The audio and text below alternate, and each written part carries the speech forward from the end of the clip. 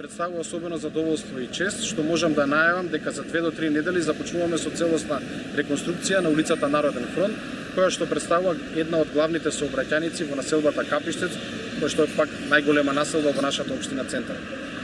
По завршување на улицата Васил Ѓорѓов заедно со градот Скопје, која што ја завршиме пред извесно време, сега завршуваме втората најголема сообраќајница Народен фронт. Станува збор за 11.542 метри квадратни кои што ќе бидат реконструирани или 922 метри должни.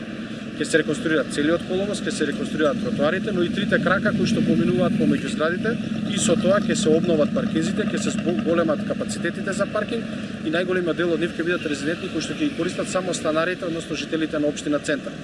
Износот кој што го издвојуваме во буџетот е околу 40 милиони денари и еден од поголемите капитални проекти кои што ќе ги работиме ова лето.